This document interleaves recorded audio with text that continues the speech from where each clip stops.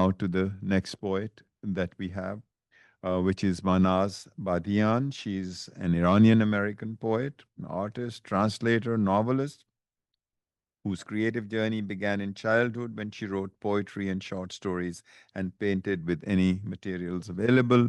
You'll have the full biography available on the bio link that is provided in chat. Manaz, please join us. It's such a pleasure to have you here again to read your poems. I'm only going to read one short poem in bilingual Farsi and English. I wrote this poem for and dedicated to all those young people who were executed by Iranian regime in Iran. A statistic shows that since March till now, about 1,000 young people were executed in Iran. And the time that they execute is right early morning before the call for prayer. That's exactly the time that they kill them, you know.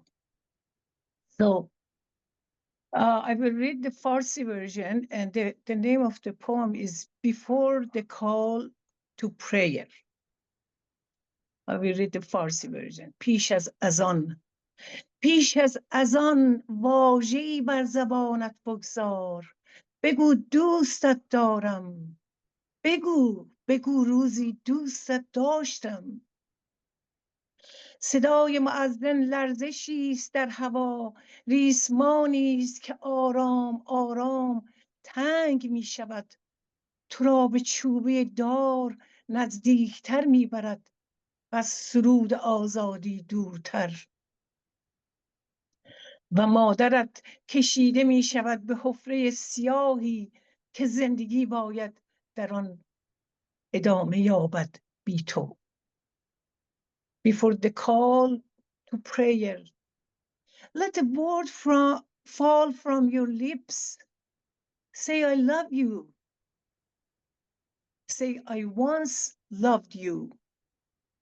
The muazzin's voice shudders through the air, a trembling rope tightening, drawing you closer to the gallows, dragging you further from the hymn of freedom. And your mother, she is carried away into the black hollow where life must go on without you. Thank you. All right, we move on to our next poet, Pratim Maya Dora Laskey from India and the USA, teaches English literature and women's gender and sexuality studies at Alma College. She has a very distinguished record of publications, both scholarly and creative. You can, again, access all the details in the bio link provided on chat. I will invite Pratim Maya to please come and take the screen and present her poems. Thank you. What a privilege to be here, to be reading alongside all of you. I'm going to be reading two poems from a newly published anthology that was edited by Lopa Basu, who read in the first section. My first poem is called Asifa, and it is based on a horrible child rape that took place in Kashmir of an 8-year-old Muslim girl child, Asifa. Asifa died in January. It was April when I learned. It is always already too late. Her body elegiac with pain. Don't call the police. Some of them raped her. Don't call God. His priest raped her in the temple. She used to chirp like a bird, her mother says, but I keep hearing her cry, hollow with hunger. Call the doctor. They broke her legs. Call her parents. She is 8. Drugged, then raped by men, grown men, old men, men who say to the father looking for her, maybe she eloped. She is 8. She goes looking for her horses. We walk past to her river. Her horses, to our homes. We hear it is about religion. We hear it is about land, our thoughts catching on branches of doubt. We know how in our cruel, foolish world, land and religion erupts on the soul of innocence. There is her smiling face. There is her stilled corpse. In the same dress, her silence becomes my voice with all of its broken bones, the secret broken seams, dreaming of home, returning to an unbroken body. She knows more than I do, and yet, like any child, asks, why, why, why, why, why, why, why, why, why, why? The second poem I'm about to read is called Arranged Marriages for Teen Devis, and I think teen can be interpreted as, being teenaged, but also teen is the Hindi word for three. Um, it's um, it's about three generations of women from my family, and in each generation, um, in keeping with today's theme of change, their circumstances change a little bit for the better. The poem is arranged in a way where the two columns kind of move closer to each other in each of the three sections. The first section is called First, the Disappeared Grandaunt. Sushila, grandaunt, yes, but when she died, she's younger than I am when I first hear of her. Sushila, who had been sent off to college for a year and then married off. She only came to me because Amma read Maxine Hong Kingston's No Name Woman and whispered, there's a woman we do not talk about in our family too. Turn the page, turn the corner of the year. Watch her. She returns from her husband's house where they will not let her read, with bruises painted on her arms, her teeth crooked from resistance. What is the good death? Is it the child planted in the dirt of her body, planted, fruiting, frightening? What do you know of ghosts, the ghost jailed in your body? Watch her return to her mother, return to her father's house, her father who had said, only your dead body should ever leave your husband's house. Her feet planted at the well, clutching her hair, her hope, seeing miracles, babbling in prayer, as if anyone is listening, as if they ever listen. Well, there's a well, the family well, poisoned now by her dead body, drowning in memories, a pulley to pull water. It pulls time out of her. It takes all her remaining years, though few remember. Section 2, Then the Pregnant Unmarried Aunt. Leela, aunt, like another mother, she likes to rest her hand on my head, tell me she felt me dance before I was born when she was pregnant too. Like a sister to my mother, I fed you from my breasts, she likes to say, gesturing at her breasts, making me look, laughing as my eyes drop and my color rises. Her love so intense, it must have felt like devastation.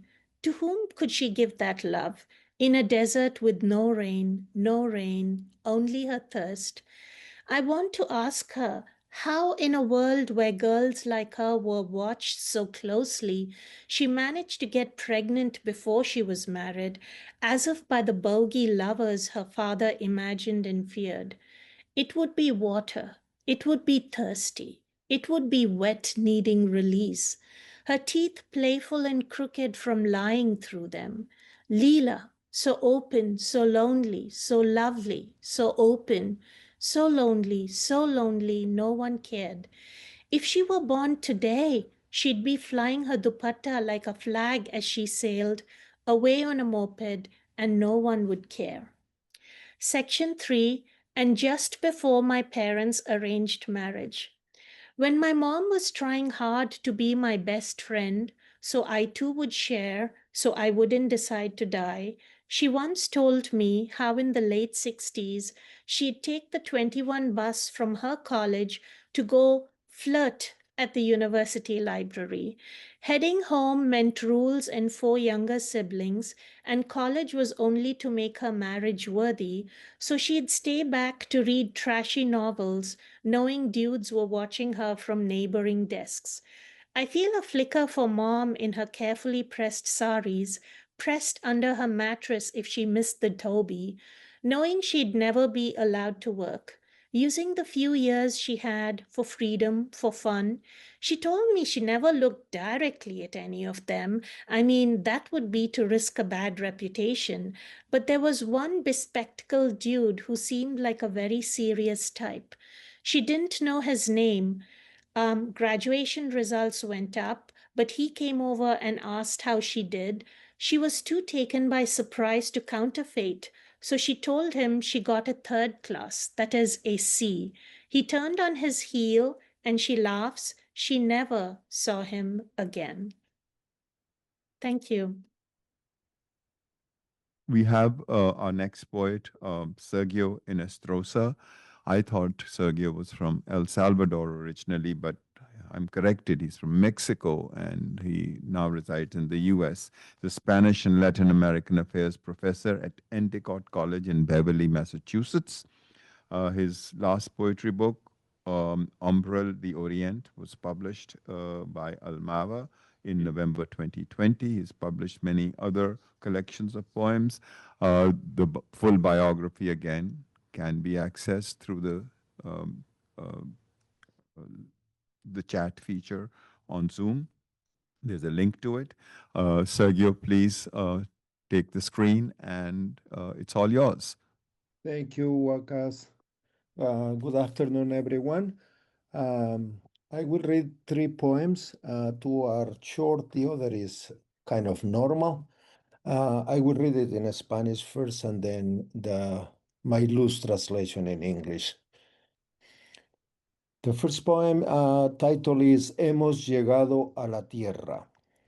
Hemos llegado por fin, después de tanto andar, a la tierra de las mil caras, donde el color rojo del fuego, el azul transparente del aire y las oscuras aguas del río que baja de las montañas conviven en una tensa armonía entre la mirada melancólica y severa del cóndor, imagen viva del dios Viracocha, el dios de la vida, de la agricultura y de la música paraquena, el dios amigo de los hombres.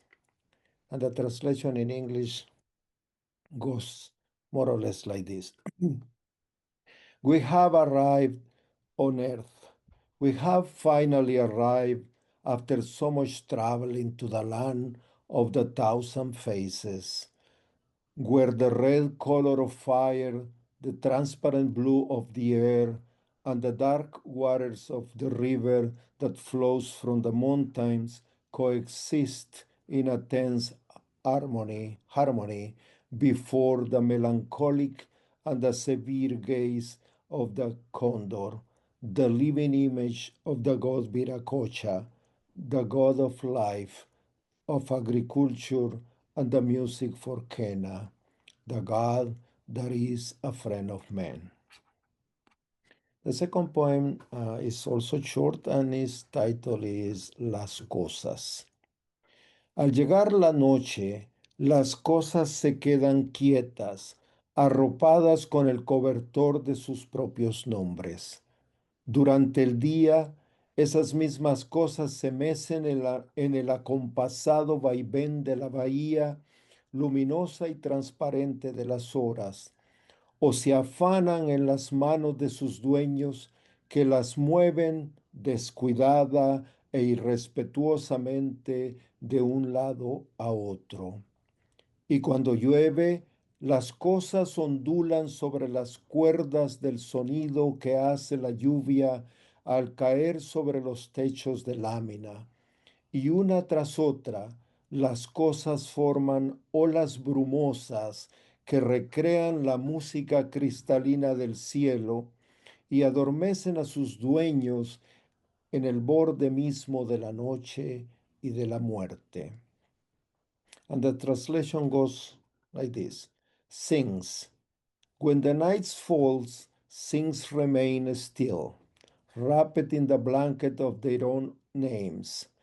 During the day, those same things oscillate on the rhythm sway of the luminous and transparent bay of the hours, or toil in the hands that carry them carelessly and disrespectfully from one place to another.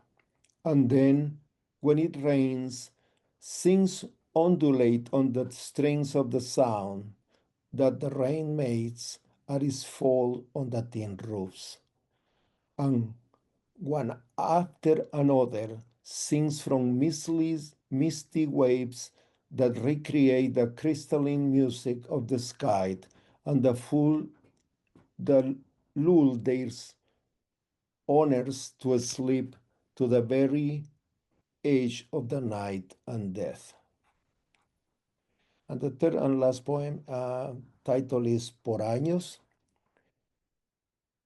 Por años caminamos, caminamos, caminamos, entre zarzas y piedras, con sed y hambre, cargando a cuestas la esperanza, aruñando el talpetate, aspirando el polvo seco de los caminos, a veces gimiendo y moqueando, con el llanto mojándonos los pies, limpiándonos el alma y el peso de la soledad reventándonos por dentro. A veces ya no podíamos, pero seguimos adelante. Por años caminamos, caminamos, caminamos, en silencio, con la rabia ahogándosenos en la garganta, cargando con el peso de la culpa y con la esperanza de salvar a nuestros dioses, rotos, frágiles, descartados por antiguos, por no estar de moda, dioses vencidos, sin templos, sin altares, sin un lugar donde morar tranquilos, sin ser perseguidos. A veces ya no podíamos, pero seguimos adelante. Por años caminamos, caminamos, caminamos, hasta que se apiadó de nuestros pasos la tierna muerte y nos dispersó como la paja el viento, como a las sombras la luz del día, y nos sepultó en una tumba bordada de silencios, sobre la cual los bárbaros, los vencedores de esta desigual lucha, pusieron una cruz de palo sobre nuestra cabecera, y así se cumplió la profecía del dios Viracocha, del dios Quetzalcoatl, perdón. And now the translation goes like this. For years we walked, walked, walked through brambles and stones, thirsty and hungry, carrying hope on our backs, scratching the talpetate, breathing in the dry dust of the roads, sometimes moaning and sniffling, with tears wetting our feet, cleansing our souls, and the weight of loneliness bursts within. Sometimes we couldn't go on, but we keep going.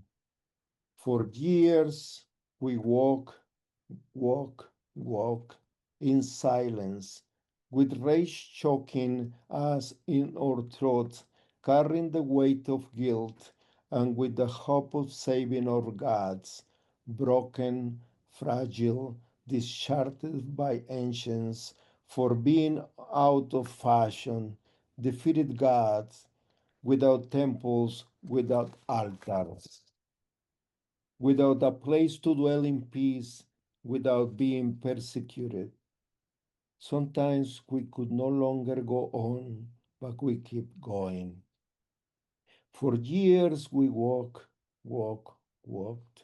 until tender death took pity on our steps and scattered us like a straw in the wind, like shadows in the light of day, and buried us in a tomb embroidered with silence, on which the barbarian, the victors of this unequal struggle, placed a wooden cross above our heads.